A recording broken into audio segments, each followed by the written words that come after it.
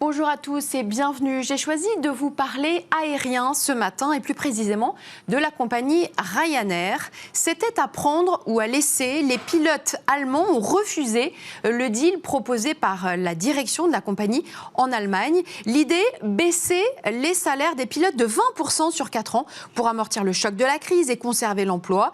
C'était quitte ou double, mais les pilotes campent sur leur position et préfèrent perdre leur job.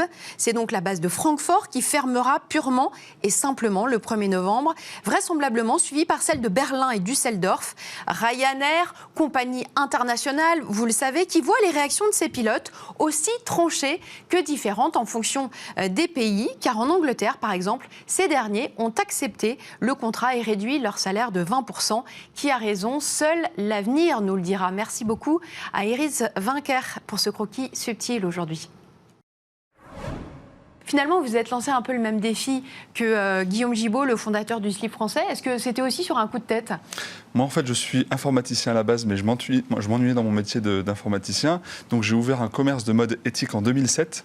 Donc, je confesse avoir vendu quelques bonnets péruviens, parce qu'à l'époque, la mode éthique, c'était très ethnique, c'était pas forcément très heureux en termes de style. Et au bout de 4-5 ans de maîtrise de ce nouveau métier de commerçant, mes fournisseurs ont fermé.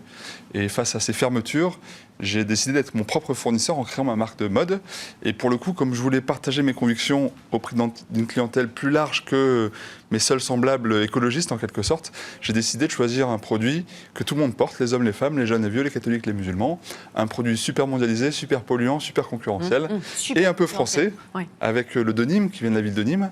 Et c'est pour cette raison que j'ai lancé une marque de jeans en 2013. Alors 1083, c'est donc la distance entre les deux villes les plus éloignées de France. Racontez-nous, c'est donc possible aujourd'hui, en 2019-2020, de fabriquer un jean 100% en France? Oui. Quelles sont les difficultés que vous avez rencontrées? Comment est-ce que vous y êtes pris? Alors il y en a plein de difficultés parce que c'est compliqué de recréer une filière. Pour fabriquer un jean, il y a 8 étapes. La culture du coton, la filature, la teinture, le tissage, l'ennoblissement, la coupe, la confection, le délavage.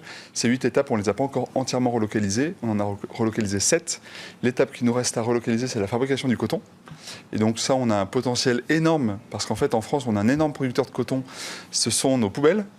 Donc l'idée, c'est pas d'utiliser les champs de coton en France, c'est pas de cultiver du coton en France, sauf super réchauffement climatique, on n'a pas le climat pour, et c'est souhaitable que ça reste ainsi. Par contre, on consomme tellement de vêtements de coton que l'on jette, que si on a la capacité de le recycler, de le récupérer, de détisser des vieux vêtements pour retrouver la fibre originelle, la refiler et refaire un fil neuf, à ce moment-là, on peut inscrire sa production dans un cycle d'économie circulaire total où la poubelle disparaît. Quelques chiffres, en 2019, vous avez vendu 40 000 jeans. En 2020, vous me le disiez avant, environ 60 000, ce qui est quand même une croissance assez phénoménale. Le coût d'un jean, le prix d'un jean, c'est... On vend nos jeans autour de 100 €. On a démarré il y a 6 ans en financement participatif, on espérait vendre 100 jeans. Donc effectivement, 60 000 en 2020, c'est extraordinaire pour nous. Qu'est-ce qui explique cet engouement? Il faut le demander à nos clients. Non, mais vous voyez bien, qu'est-ce que ça révèle selon vous? Moi, je pense que le chapeau d'une consommation et des décisions plus responsables de nous tous, êtres humains, c'est la proximité. Quand on vit les conséquences vertueuses des choix qu'on fait, quand ces conséquences sont immédiates, donc une proximité dans le temps, ou très proche en kilomètres, ben en fait c'est plus fort que nous, on agit mieux, on consomme mieux. Et quand on propose un jean made in France, plutôt bien coupé, qui fait des jolies fesses, à un prix abordable et bio, et ben finalement on s'ouvre à une clientèle beaucoup plus importante. Après, le chemin est encore long. On a vendu 60 000 jeans, c'est génial pour nous, on a créé 150 emplois, mais le marché français, c'est 88 millions de jeans vendus chaque année en France. Donc vous voyez tous les milliers d'emplois qu'il reste à créer en relocalisant toujours plus nos filières locales. Aurélie. On parlait des coalitions publiques-privées. Vous avez participé à des coalitions, justement, je pense au Fashion Pact qui avait été lancé, enfin tous les sujets de sustainable fashion qui ont été pris. Oui, je rejoins à 100% ce que vous disiez sur la sincérité, la puissance de la sincérité et sur la nécessaire diversité qu'il faut organiser entre les jeunes, les vieux, entre les grosses entreprises, les petites entreprises, entre semblables et entre différents. En fait, la diversité, c'est le moyen le plus performant pour être robuste et pour être connecté à toute forme de solution. Et ainsi, quand il y a des aléas, des crises, comme on a connu là au printemps, eh bien, y réagir le plus efficacement possible. On a vu qu'Amazon avait considérablement profité de la crise, et le patron d'Amazon d'ailleurs, Jeff Bezos. Comment est-ce que vous avez vécu cette crise, et est-ce que vous avez senti qu'il y avait une prise d'opposition de vos clients? Est-ce que le site a chauffé pendant le confinement? Oui, on a progressé sur Internet, Ouais. mais on progresse depuis 6 ans sur Internet. Pas plus que d'habitude. Comme d'habitude. Par contre, on a vraiment salué notre modèle économique parce que depuis le début, on est vraiment concentré pour faire 50% en digital, 50% en magasin. D'accord. Quand on pousse trop en digital, on investit dans les magasins. Quand on pousse trop dans les magasins, on investit dans le digital. Donc on contre-investit. Ça peut paraître un peu bizarre, mais ça permet de rester à 50-50. Et du coup, là, quand les magasins ont fermé, eh ben, le site web existait.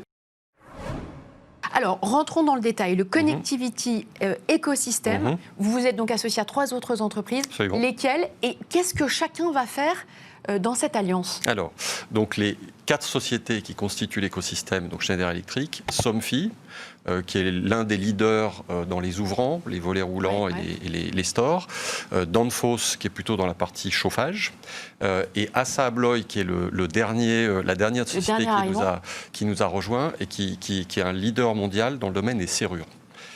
Tous ces acteurs-là, historiquement, si je prends Assa Abloy ou Schneider, vendaient des produits non connectés, se sont mis à connecter leurs produits. Et nous, ce qu'on a souhaité faire, c'est simplifier l'interconnectivité ou la compatibilité entre ces produits pour que la vie des gens qui utilisent ces produits soit beaucoup plus simple. Parce qu'à la fin, la technologie doit rendre un service. Elle n'est pas là pour rendre la vie des gens compliquée, elle est là pour rendre un service. Et ce qu'on a appris avec le Covid, c'est qu'on passe beaucoup plus de temps dans l'espace de vie, dans la maison, et probablement de plus en plus. Ça ne va pas forcément continuer, ça. Je pense qu'avec le télétravail, ce qu'on voit, c'est que 25 à 30% des gens vont passer plusieurs jours par semaine, dans la semaine travaillée, à la maison.